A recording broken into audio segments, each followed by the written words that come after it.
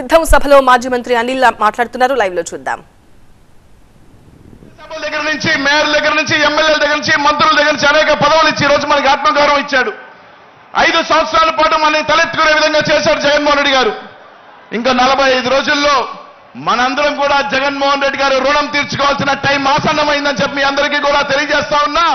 45 రోజుల్లో మన సత్తా ఏంటో, మన పవర్ ఏంటో రేపు రాబోయే ఎన్నికలలో ప్రతిపక్షాలకి, చంద్రబాబు నాయుడు గారికి, పవన్ కళ్యాణ్ గారికి, ఆ కూటమికి మొత్తం కూడా తెలియజేయాల్సిన బాధ్యత మనందరి మీద ఉందని చెప్పి తెలియజేస్తా ఉన్నాం. సోదరులారా, ఈరోజు అందరూ కూడా ఆలోచన చేయండి.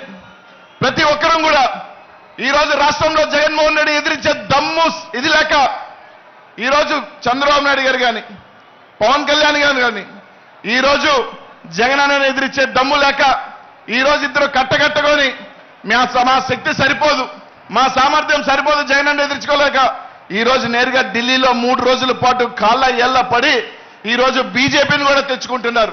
సంతానలేమి సమస్యతో బాధపడుతున్నారా? చింతించకండి. సుమారు 90,000 జంటలకు ఆనందం నింపింది ఓఎస్ఎస్ ఫర్టిలిటీ. ఈ రోజే 7825893600 కి కాల్ చేయండి. సంతానోత్పత్తి చికిత్సపై భారీ డిస్కౌంట్లు పొందండి. గుడ్ న్యూస్ చెప్పండి. ఈ రోజు ఒకటే చెప్తా ఉన్నాం, ఈ రాష్ట్రంలో బీసీలు, మైనార్టీలు, ఎస్సీలు, ఎస్టీలు అండగా ఉన్నంత వరకు జగన్మోహన్ రెడ్డి గారిని ఎవరు ఎంతమంది కట్టగట్టుకొని వచ్చినా కూడా జగన్మోహన్ రెడ్డి గారు ఎంట్రుకు కూడా పీకలేరు. మేము అండగా ఉన్నాం, మేము కాపాడుకుంటాం జగన్మోహన్ రెడ్డి గారు అని చెప్పి తెలియజేస్తా ఉన్నారు. రేపు రాబోయే ఎన్నికల్లో కట్టగట్టుకొని రండి.